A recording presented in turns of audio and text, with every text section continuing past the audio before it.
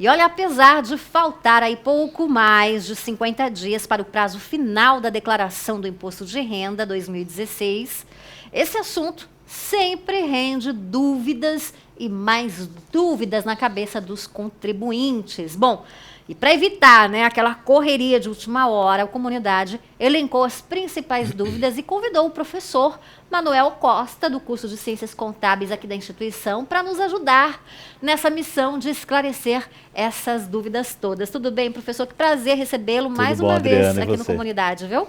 Obrigado. Sempre muito bom bater papo com o senhor. Bom, chegaram para a gente aí algumas dúvidas, né? E a nossa produção também levantou as principais dúvidas aí dos contribuintes, professor Manuel Costa. Então a gente vai fazer bem um estilo, assim, aquela conversa bem estilo ping-pong, né? Tranquilo. Então, nós já temos, né, produção? Trouxe até uma colinha aqui, para hora que eu não souber, já tem a cola. Ok. Vamos começar, primeiramente, falando para o pessoal que está em casa, o que mudou na declaração desse ano, professor? Sempre tem alterações de um ano para outro, inclusive no sentido de aprimorar, de melhorar. Nesse ano eu elenquei aqui, que são as principais mudanças, são 5. Certo. Os profissionais de saúde, uma categoria que agora tem que fazer uma declaração diferente. Antes ele colocava, recebi R$5.000 no mês. Agora ele tem que dizer que aqueles R$5.000, 100 foi da Adriana com CPF tal, 100 foi do Manuel com CPF tal, então ele tem que nominar contribuinte, pagador por pagador. Até completar o valor total. Então ele tem que definir, exatamente para que a Receita consiga fazer o cruzamento de informações que o médico diz que está recebendo com os que estão declarando que pagaram. Então essa é uma primeira alteração que até o ano passado não era assim. Quanto à situação de informações de cônjuges e filhos, agora alterou. Anteriormente, quem declarava em separado tinha que colocar as informações do cônjuge, quanto que recebeu, mesmo que o outro fosse fazer separado. Agora não, basta colocar o CPF. Então eu tenho o cônjuge, o CPF é tal, porque já faz o cruzamento.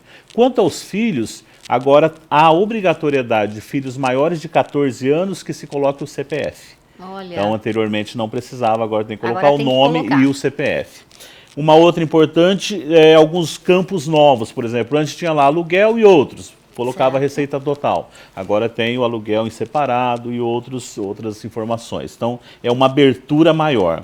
E, inclusive, o trabalhador tem que colocar, quando ele é autônomo, ele tem que colocar o número da identificação dele, que é aquele número que é feito para efeito de contribuinte perante o INSS. A quarta mudança importante é a importação de dados.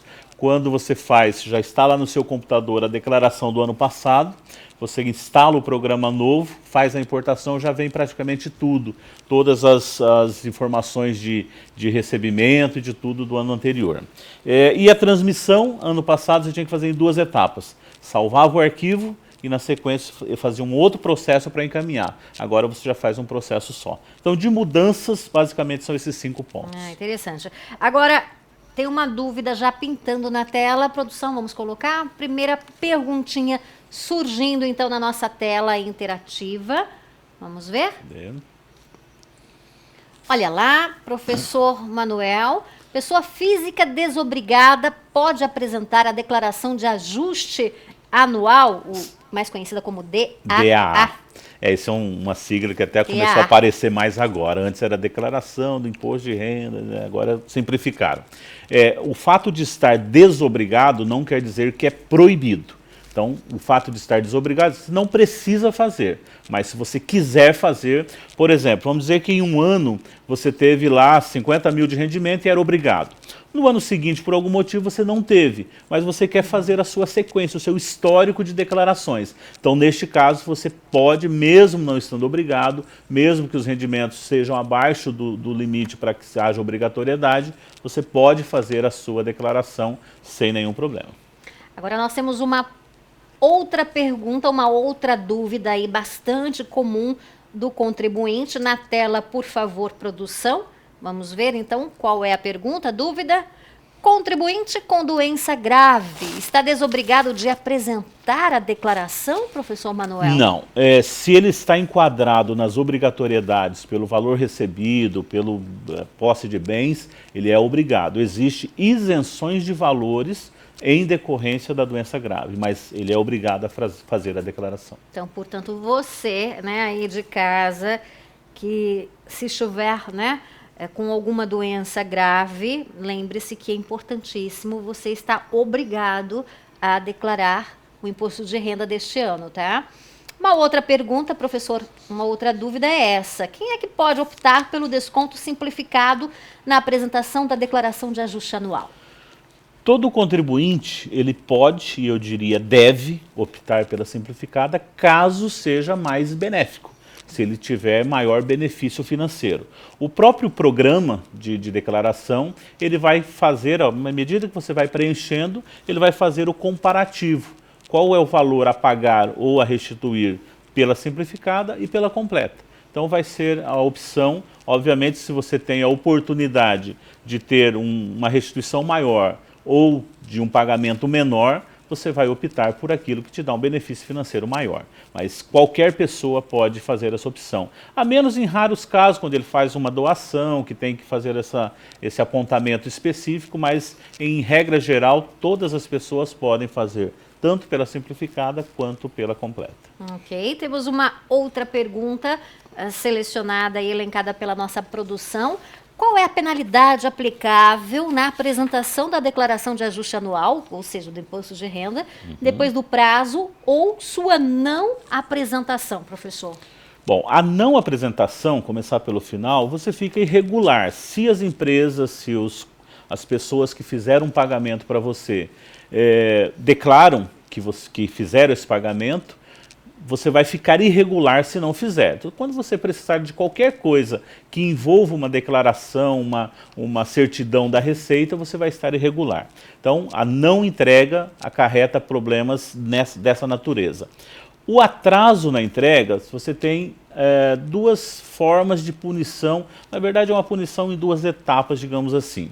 Se houver imposto a pagar, se na sua declaração tiver imposto a pagar, você vai pagar de multa 1% ao mês sobre aquele imposto a pagar. Exemplo, se o valor a pagar, seu valor a pagar é R$2.000, para cada mês de atraso você vai pagar R$20. Este valor tem um mínimo, que daí é a segunda etapa da resposta, ele tem um mínimo de R$ 165,74. Então, independente do valor, se a pagar ou a restituir, a multa mínima é R$ 165,74.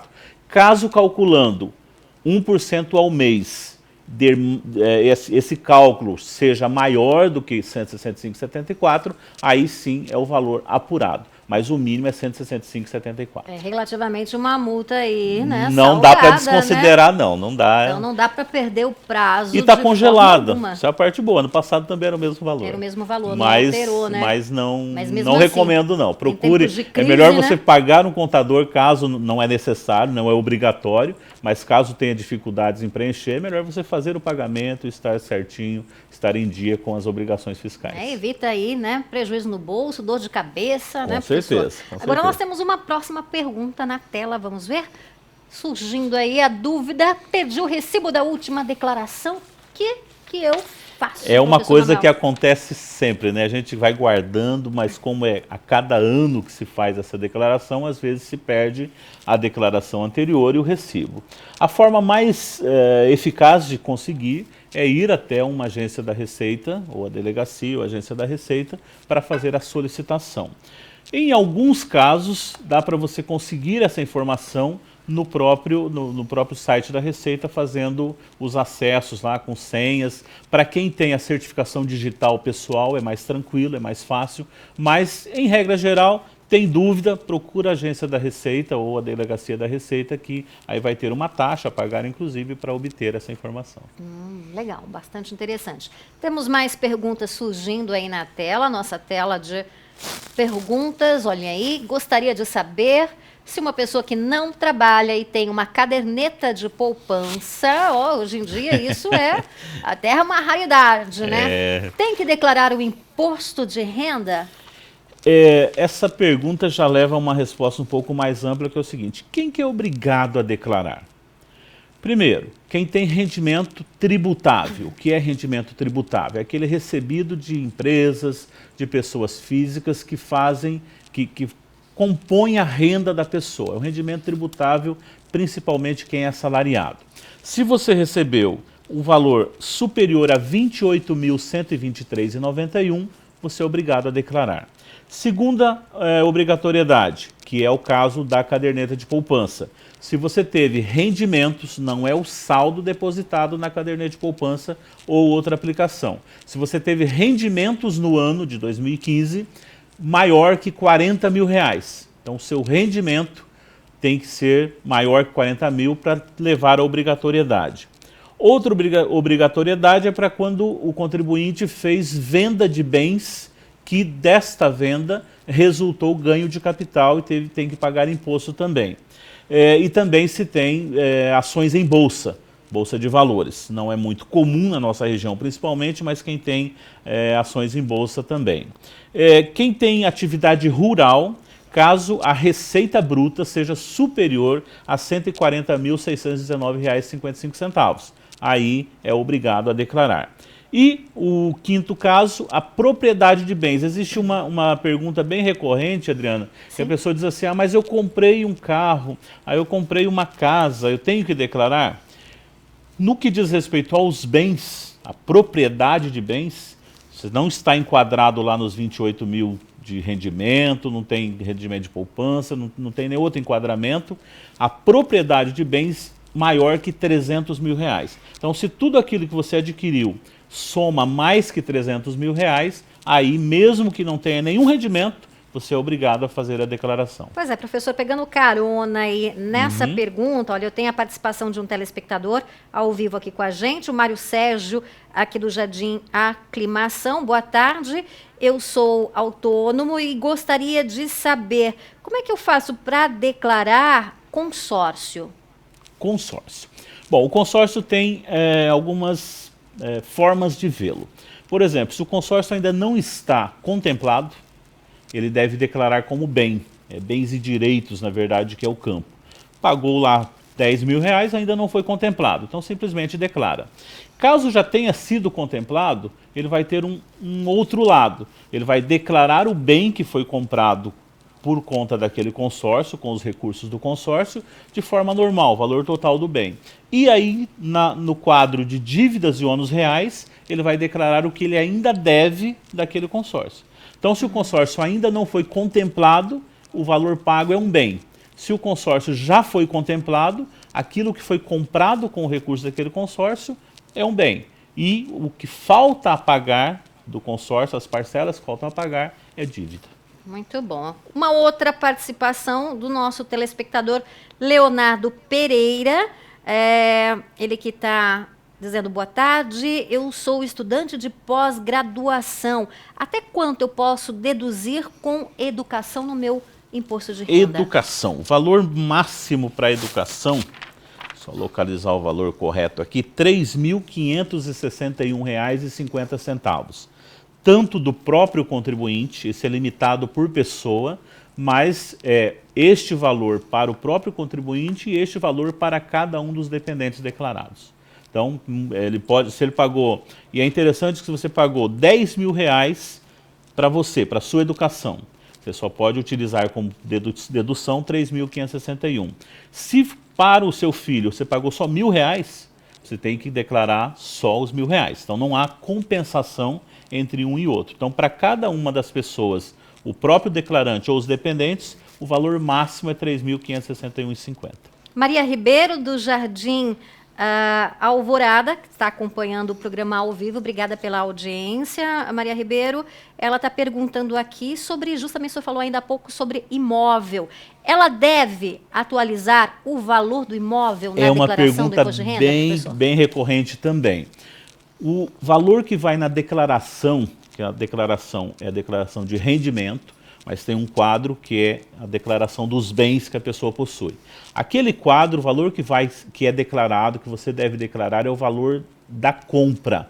A gente chama de custo histórico, é aquilo que realmente pagou. Se o imóvel foi comprado há 10 anos atrás, está lá um valor bem defasado, é aquele valor, não existe atualização. No momento da venda, para calcular o imposto, inclusive, sobre esse bem que está sendo vendido, é considerado como custo histórico. Não existe atualização de valor.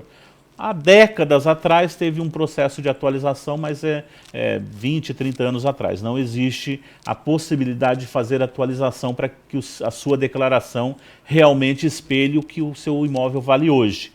Ele vai sempre estar declarado com valor histórico, com custo histórico. Boa tarde, eu sou o Robson do Jardim Universo. Robson, obrigada pela sua audiência. Gostaria de saber, recém fiz uma sociedade, ou seja, no ano passado, né? E gostaria de saber se o meu sócio de empresa, precisa declarar o imposto de renda. Uma boa pergunta. Até alguns anos atrás, não sei agora precisar quantos, o simples fato de você participar de uma sociedade como sócio já era motivo de obrigatoriedade de declaração. Não é mais assim hoje. Você só é obrigado se estiver naquelas 5 características de obrigatoriedade. O fato de ser sócio de uma empresa, sozinho, só este fato isoladamente, não leva à obrigatoriedade. Tem mais gente aí com dúvidas, né? Participando do nosso programa ao vivo.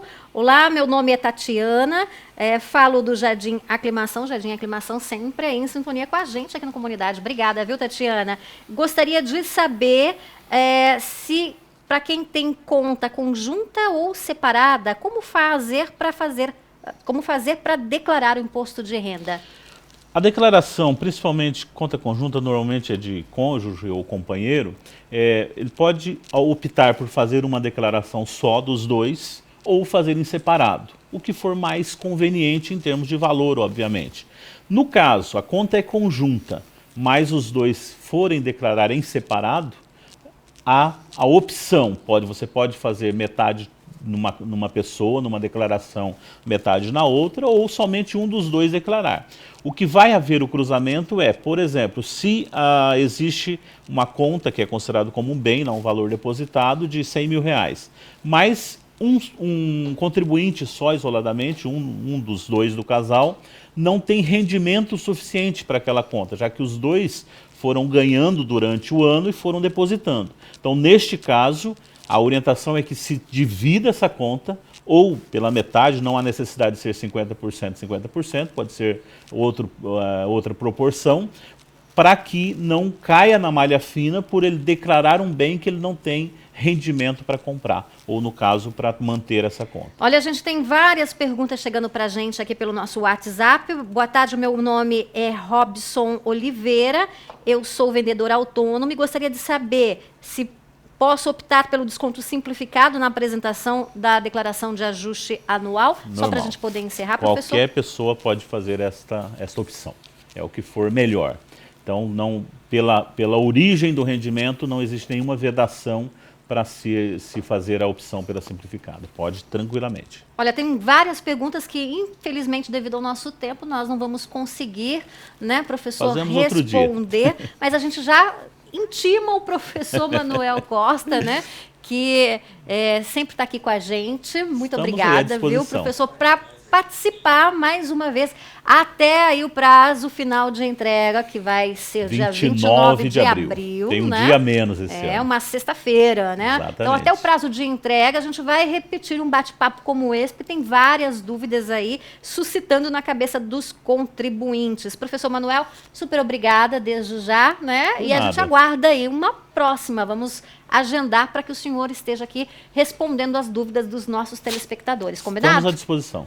Super obrigada mais uma vez.